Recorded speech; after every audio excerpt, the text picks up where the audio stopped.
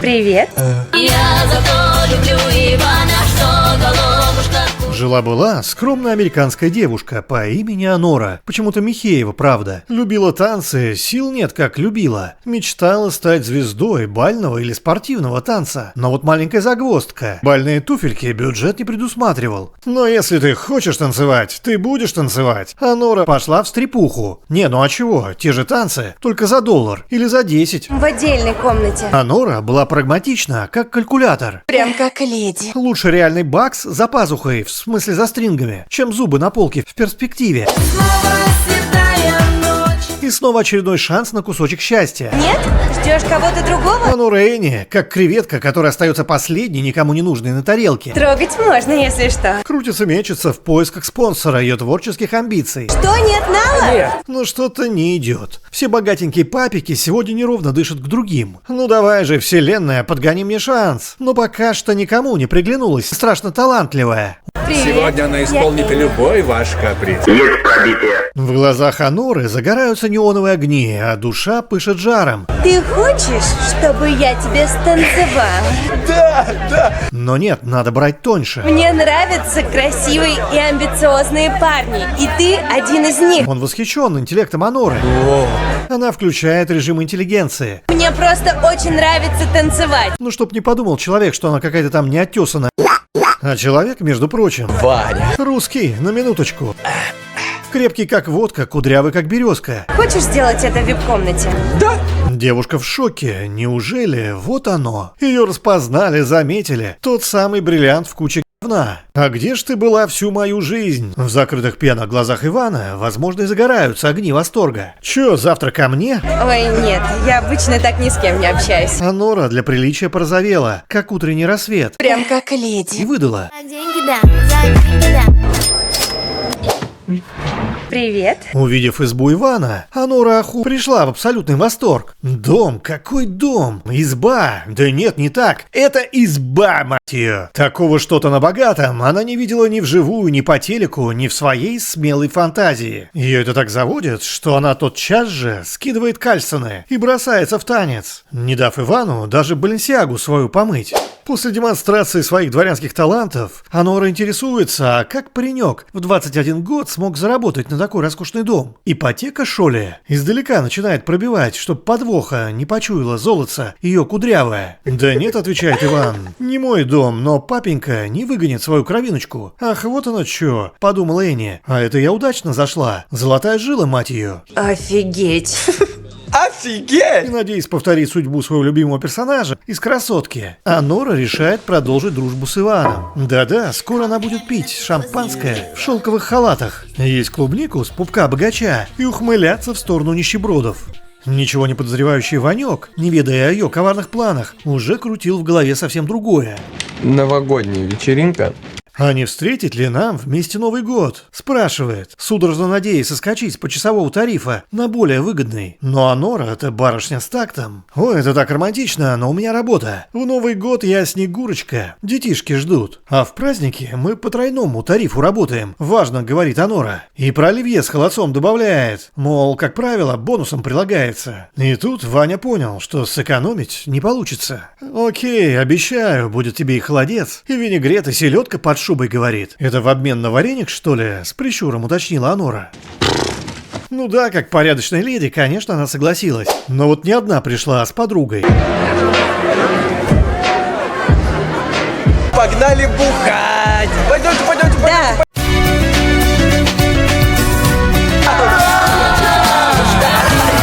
Праздник, в общем, удался. Как там дела у подруги и сколько холодца ей удалось унести в стратегические тайники, мы не знаем. Но одно очевидно, у Аноры жизнь, похоже, налаживается. Проснувшись вечером утром на раскладушке Ивана, девушка собралась было пойти на работу, пока ее не уволили. Но внезапно Ваня делает ей предложение, от которого тяжело отказаться. Будь моей девушкой просто на неделю. «Плачу 10, говорит кудрявенький. 10 000 долларов. Да это просто праздник какой-то, подумала бескорыстная Анора и согласилась за 15. Налом вперед. Правда, на работу все же пошла, за отгулами. Ну да, тоже деньги, тем более ни стажа в трудовой, ни пенсионных отчислений. Страховку, соцпакет. Да вообще никакого соцпакета.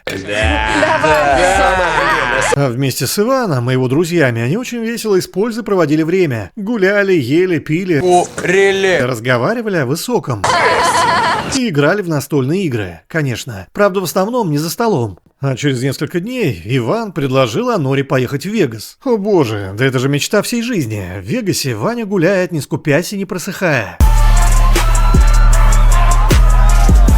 Я очень счастлив. Одно только омрачает счастье Ивана. Скорее всего, ему скоро придется уехать домой, в Москву, чтобы начать работать в фирме своего папеньки. Но этого можно избежать, если жениться на американке. Так это же гениальный план, подумал Иван. Так, то есть встреча с Анорой — это судьба. Да, и полюбилась она Ваньке. И девичьей душой открытой, и бесхитростным умом, и танцами заводными. И главное, бескорыстием своим. 3 карата. Так что ж тянуть-то? Ваня дарит Аноре заветное колечко. А может, оно и правда к удаче? Размышляла она, разглядывая кудрявое тело рядом. Будто тот был лотерейным билетом с джекпотом. Отныне ей больше не нужно танцевать, и она увольняется из клуба. Ну чё, утерла я вам, утерла? Даю вам 2 недели. А мне все равно, я пойду и забуду об этом в своем особняке. Но не поверила Анора пророчествам. А зря, потому что родители Ивана, люди, привыкшие к порядку и кровосмешению, исключительно в рамках аристократических кругов, внезапно узнают, что их единственный наследник женился. Да и на ком? На бабе дворового сословия, дворянского. Да нет, что вы, не может такого быть. Это сплетни какие-то. И вот они уже звонят своему шнырю и по совместительству священнику Торусу. Мол, чё за нафиг? Ну как ты допустил, чтобы наш пирожок кудрявенький женился на какой-то уличной? Но Торос ни сном, ни духом о женитьбе. Сейчас разберемся. И быстро набирает своим подручным, Гарнику и Игорю. Иван дома сейчас? Не знаю. Они приходят к Ивану домой. Пусти, говорят, мы хотим познакомиться с женой твоей. Моя супруга сейчас занята, важно, отвечает Иван. Сваливайте. Позже приходите. Ага, да сейчас прям. Они хотят доказательств, я дам им доказательства. Где наша свадебная бумага? Ты что делаешь? Мне сказали сделать фотосвидетельство, если таковое есть. Что здесь вообще происходит? Я вообще без понятия. Я Игорь. Пошел. Подожди. Анору разглядывают так, как будто она щенок, которого кто-то подобрал на улице. Поставь меня на громкую, чтобы это ухо слышала. Он что, назвал меня? А мол, незнатного ты происхождения. Да как мы бабушкам возле подъезда объясним, кто ты? А, сеструха?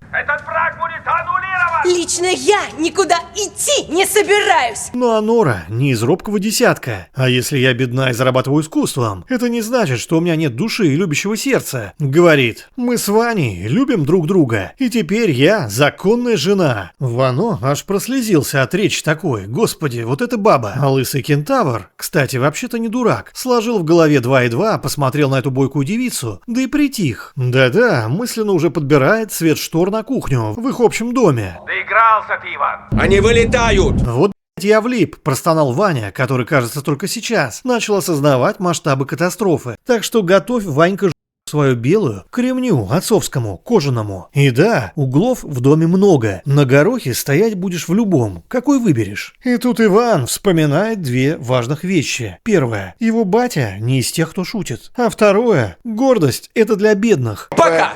Ты чё? Ты куда? Не отпускай ее! Держи ее тут! Иван! Так, а что же делать девушке? Конечно же, начать ерепениться.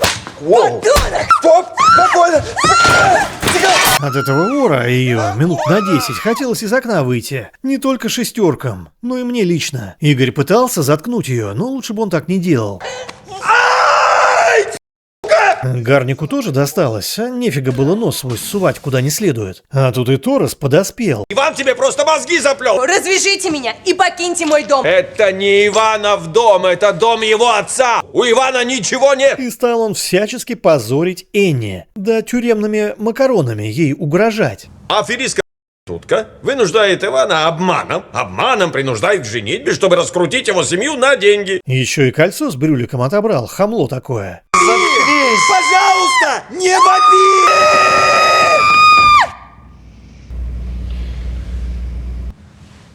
Я тебе помогу. Даю тебе, говорит, 10 тысяч зеленых. Налом. Барана и холодильник хороший. Финский, если с Ванькой разведешься. А Нора так прикинула и решила, что в принципе тоже неплохо. Ну хорошо, тогда давайте искать Ивана. Только Иван вот свалил в закат и хз, где его искать. Но найти-то надо. И ищут они беглеца по библиотекам, музеям и домам культуры. Но того-то и след простыл. Полфильма ищут. Я дико извиняюсь, вы меня простите. Просто у нас пропал ребенок. Просто ребенок больной. Да, охренеть можно. Скукота, та еще. А Нора все не верит, что вот оно, счастье было так близко. А Лысый все утешать ее пытается. Забудь про него, говорит. Найдешь ты себе другого Ивана, лучше прежнего. Но Нора ничего и слышать не хочет. Страдает девка. Вдруг ей приходит СМС от подруги.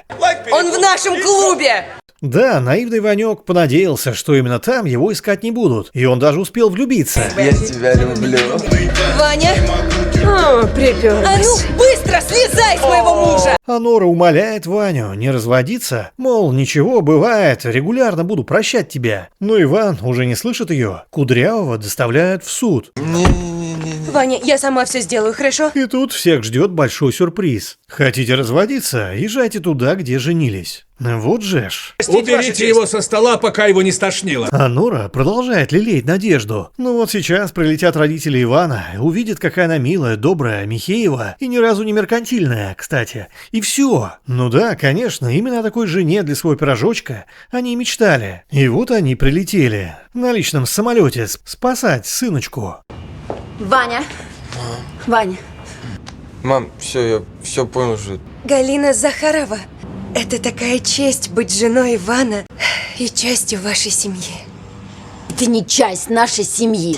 У тебя уже из новой коллекции? Да, из новой коллекции. Иван не твой муж, ясно? Девушка недоумевает, почему ее свекровь так нетолерантна. А Нора пытается донести, что она для Ивана смысл жизни. И загнется парень без нее, ведь правда же? Ты что, дура? То есть мы разводимся, да? Ну да. А вот это было обидно, да. Тебе было прикольно? Да. В самолет, быстро. Я никуда не полечу.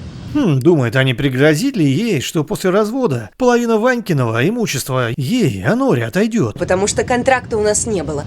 Вперед. И ты потеряешь все, что есть. Класс. Ну я что сделал? Я просто с эскортницей провел неделю. Просто А вот теперь я рада, что развожусь с таким ничтожеством. Безвольное ничтожество! Получив заветную закорючку, балерину вместе с Игорьком отправляют домой. Торос разрешает собрать шмотки и напоследок переночевать в доме. А присматривать за Анорой ставит Лысого. А у тебя глаза насильника. Ни с того ни с сего сообщает ему Анора. Чего? И кстати, а почему ты меня до сих пор не з***вал? Ты Киркоров, что ли? Спокойной ночи. Утром Анора ждет маршрутку, но Игорь не хочет с ней расставаться и предлагает свои услуги извозчика. Приехав к дому, она уже собирается покинуть тачку его бабки. Как вдруг, о, папа, а вот это уже интересно. Ну не такой уж ты урод, и тачка у тебя тоже такая, ничего себе. Как же мне тебя отблагодарить, говорит. Игорь хотел было сказать, что простого спасибо достаточно будет, но не успел. Он вообще был такой тугой, что до него не сразу дошло, что Анора вот уже как минуту благодарит его. А когда дошло, он попытался сказать «пожалуйста». Ну и тут вышло мимо. Конец.